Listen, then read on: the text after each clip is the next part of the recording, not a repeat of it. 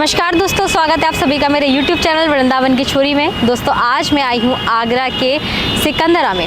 दोस्तों मैं आपको बता दूँ, आगरा के सिकंदरा के अंदर ही जो अकबर था उसकी कब्र मौजूद है। एक और चीज़ मैं आपको बता दूँ कि अकबर ने खुद इस चीज़ को कहा था कि जिस वक्त मेरी मृत्यु हो जाए तो मुझे यहीं पर दफन किया जाए, और उसने अपने मरने से पहले ही इस मकबरे को तैयार कर लिया था और इसको पूरा बनने से पहले ही उनकी मृत्यु भी हो चुकी थी। दोस्तों आज हम इस मकबरे के अंदर चलेंगे और इसके आसपास का नज़ारा और ये कैसा मकबरा अंदर दिखता है, किस जगह अंदर अकबर की कब्र है, उन सब चीज़ों को हम अंदर जा करके देखेंगे। आइए चलते हैं। टॉम ऑफ अकबर का निर्माण 17वीं शताब्दी में किया गया था। कहा जाता है कि इस मकबरे का निर्माण खुद बादशाह अकबर ने करवाया था, लेकिन इसकी संपूर्ण संरचना बादशाह अकबर के बेटे ने पूरी की थी। मकबरे को अकबर का मकबरा या टॉम ऑफ अकबर भी कहा जाता है, जिसे बनने में पूरे 8 साल लगे थे। साथ ही ये भी कहा जाता है कि इस मकबरे में अकबर के अवशेष भी मौजूद हैं, जिसे कब्र में दफन किया गया है। इस मकबरे की संरचना काफी खूबसूरत और आकर्षित की हुई है, क्योंकि ये जो मकबरा है ये मुगल कालीन वास्तुकला का अनूठा नमूना भी है। इसकी संरचना 119 एकड़ भूमि में फैली हुई है, इसलिए हर साल इस खूबसूरत मकबरे को देखने हजारों पर्यटक आते हैं। बता दें कि मकबरे में स्मारक की दीवारों को कई खूबसूरत डिजाइन और शिलालेखों से सजाया गया है। दोस्तों लाल पत्थर से जो आप बना हुआ देख रहे हैं, इसको बनवाया था अकबर ने, लेकिन इसके ऊपर जो व्हाइट मार्बल के आप मीनारे देख रहे हैं, दो इस तरफ, इसको बनवाया था अकबर के बेटे जहांगीर, जिसको हम सलीम के नाम से भी जानते हैं। दोस्तों अगर आप इसको दूर से देखेंगे इस पूरे व्यू को, और ये खूब जो पूरा खुला आसमान है, नीला आसमान, उसके नीचे ये सफ़ेद मीनारे और उसके नीचे लाल बने पत्थर से को इतना सुंदर व्यू दिखेगा। और आप इसके ऊपर जो डिज़ाइन है, जो इसकी नक्काशाई हो रखी है पत्थरों से, मुझे ऐसा लगता है बहुत सुंदर ये दिखने में लगता है। इस स्मारक में आपको काफी कुछ देखने और समझने को मिलेगा। ये जो मकबरा है ये मुगल कालीन की सबसे प्राचीन और ऐतिहासिक स्मारक है। यह स्मारक व्यापक रूप से अपनी खूबसूरत वास्तुकला के लिए जानी जाती है। इसकी खासियत यह भी है कि इसके दरवाजे को बुलंद दरवाज़ा भी कहा जाता है, क्योंकि ये दरवाज़ा बेहद खास और आकर्षित है। इस दरवाजे पर फारसी में कुछ अभिलेख भी लिखे हुए हैं। साथ ही हम देख सकते हैं कि यहाँ हिंदू धर्म चिन्ह स्वास्तिक भी बना हुआ है। यहाँ पर हमको हिंदू और मुगल वास्तुकला का बहुत ही सुंदर मिश्रण देखने को मिलता है। इतना बड़ा मकबरा और उस मकबरे के सामने इतना छोटा गेट, इसका एक रीज़न है। जो अकबर था उनकी हाइट छोटी थी और वो चाहते थे कि उनके सामने अगर कोई आए तो सर झुका करके आए, ना कि सर उठा करके, इसलिए इस गेट की जो हाइट है वो छोटी रखी गई है। दोस्तों हम मकबरे के बिल्कुल नज़दीक आ चुके हैं और इसका जो दरवाज़ा है, इसका जो मेन गेट है वो काफ़ी बड़ा है। मैं आपको एक चीज़ और दिखाऊं कि आप जो ये साइड में मार्बल देख रहे हैं वो वाइट, इस पे अरबी में लिखा हुआ है। इस पे जो अल्लाह के हैं वो 99 नाम लिखे हुए हैं, और दोस्तों इसमें कुरान की आयतें भी लिखी गई हैं।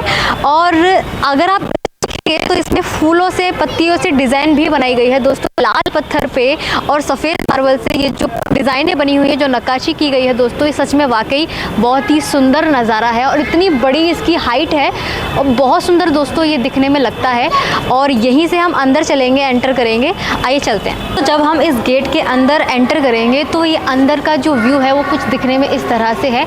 और यहाँ पे बहुत सारी अलमारियाँ बनी हुई हैं और यहाँ पे बहुत ही अच्छी हवा आ रही है। दोस्तों दोनों तरफ से ये खुला हुआ है, सामने से भी खुला हुआ है और यहाँ से भी खुला हुआ है। इतनी सुंदर यहाँ से हवा आ रही है। और ऊपर भी अगर आप देखेंगे तो ऊपर भी डिज़ाइनें बनी हुई हैं, कुछ डायमंड जैसी शेप यहाँ पे दी हुई है। और ये उस वक्त कितना सुंदर दिखता होगा, अभी तो ये काफ़ी पुराना हो चुका है। जैसे कि आपने देखा होगा ताजमहल को, यहाँ से सेम वैसे ही दूर से मकबरा आपको दिखाई देगा। यहाँ से ही सीधे हम अंदर जाएंगे मकबरे के लिए, और यहाँ से गेट से ही आपको जो व्यू है सामने का वो बहुत सुंदर दिखाई देगा। दोस्तों अब हम चल रहे हैं आगे की तरफ। गेट के बाहर निकलते निकलते आपको सामने ही बहुत सुंदर स्ट्रक्चर दिखाई देगा, पूरा लाल पत्थरों से दोस्तों ये बना हुआ है। और सेम वही चीज़ ऊपर सफ़ेद मार्बल से बनी हुई है, ऊपर भी कुछ बना हुआ है।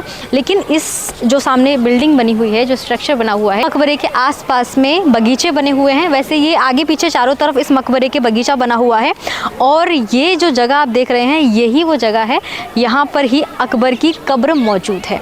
हम इसके पास चलते हैं। मकबरे के आधे रास्ते में पहुंच चुकी हूं और गेट और मकबरे के बिल्कुल बीच में आप ये चौखुंडा सा देख रहे हैं, ये है यहाँ का फाउंटेन। दोस्तों, जो मुग़ल हुआ करते थे, जो राजा महाराजा हुआ करते थे, वो फव्वारे, हरियाली, लाइट्स, मतलब इन सब चीज़ों के बड़े शौकीन हुआ करते थे। तो ये जो फाउंटेन है ये उस वक्त का बना हुआ है और उस वक्त के जो मैकेनिक हुआ करते थे वो बहुत ही ज़्यादा इंटेलिजेंट होते थे। इसके जो पानी की निकासी होती थी उसके लिए भी उन्होंने यहाँ से अलग अलग नालियाँ बनाई हुई हैं जिनका पानी अलग अलग जा सके और वो और जगह भी पानी सप्लाई हो सके। तो दोस्तों, अब हम इसको क्रॉस करके आगे बढ़ेंगे और देखेंगे मकबरे के नज़दीक जा कर के। एक चीज जिसने मुझे सबसे ज्यादा अचंभित किया कि इमारत में कोई भी गुंबद नहीं है और ना ही मीनारे हैं। पहली नज़र में कोई भी इसके मुगल वास्तुकला होने पर संदेह कर सकता है और यह लाजमी भी है, क्योंकि चाहे कोई भी मुगल कालीन इमारत हो, आपको गुंबद देखने को अवश्य मिलता है। इस इमारत की जो मंजिल है वो नीचे से ऊपर की तरफ छोटी होती जाती है। ये देखने में सीकरी फतेहपुर की पंचमहल जैसी नजर आती है। मकबर के बाहर ही फव्वारा बना है जो पहले चलता था तो काफ़ी शानदार भी दिखता होगा। अब चलते हैं मकबरे के अंदर और सामने आप देख पा रहे होंगे कि सफ़ेद संगमरमर की बहुत ही खूबसूरत जालियां बनी हुई हैं और इसी के पीछे है छोटा सा दरवाज़ा जिसके अंदर हम जाएंगे और पहुंचेंगे कब्र की ओर। जब मैं इसके अंदर पहुंची तो मैं अंदर बनी सुंदर डिज़ाइन देखकर बहुत खुश हुई और मैं सोचने लगी कि उस वक्त भी इतनी सुंदर कलाएं होती थी, ये हाथों से बनाई हुई कलाएं होती थी। और अभी तो यहाँ कुछ भी नहीं है, मगर अकबर के समय में यहाँ पूरा ये जो आप देख रहे हैं डिज़ाइन बना हुआ है, ये पूरा सब कुछ ये सोने, चांदी, हीरो, महंगे महंगे आभूषणों से जड़ा हुआ करता था।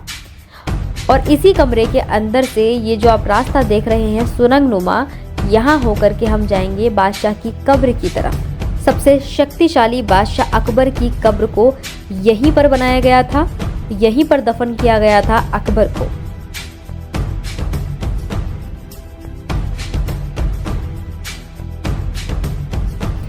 ये इतना बड़ा हॉल जैसा दिखाई देने वाली जगह के अंदर ये साधारण सी दिखने वाली कब्र अकबर की है। यहाँ कोई आलीशान नक्काशी नहीं है, कोई शानदार कलाकृति नहीं है। मेरा मस्तिष्क चकरा गया कि भारतीय इतिहास का सबसे बड़ा शासक और उसकी कब्र इतनी सामान्य सी।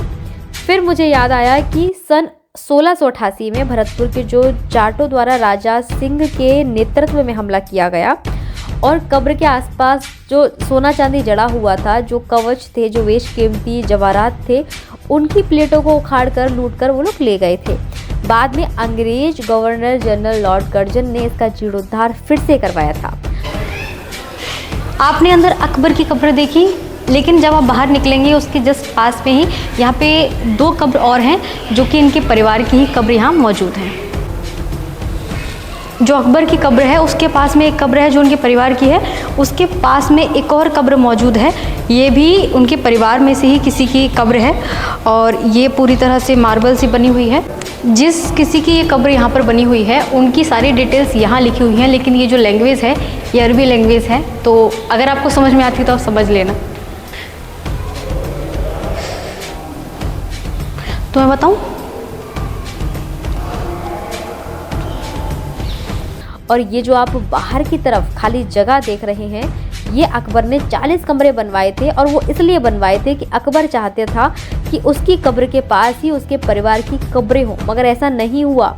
यहाँ सिर्फ कुछ ही कब्रें मौजूद हैं जो कि अकबर की बड़ी बेटी की है, छोटे बेटी की है, जहांगीर के बेटे की है, नाती की है। और यहाँ आप ताली बजाओगे तो आपको ज़मीन के अंदर से कुछ अलग आवाज़ सुनने को मिलेंगी। तो दोस्तों, आज आए थे हम अकबर के मकबरा आगरा सिकंदरा के अंदर और हमने इस पूरे मकबरे को अच्छे से एक्सपोज किया, अच्छे से देखा, इसके आसपास का नज़ारा, इसकी बारीकियां समझी हमने और मैंने आपको दिखाने की भी कोशिश की। तो दोस्तों, ये था आज हमारे अकबर के मकबरा आगरा सिकंदरा का वीडियो। मैं उम्मीद करती हूँ आपको मेरा ये वीडियो अच्छा लगा होगा। अगर आपको मेरा ये वीडियो अच्छा लगा हो तो प्लीज़ मेरे चैनल को लाइक करें, शेयर करें एंड सब्सक्राइब करें। धन्यवाद।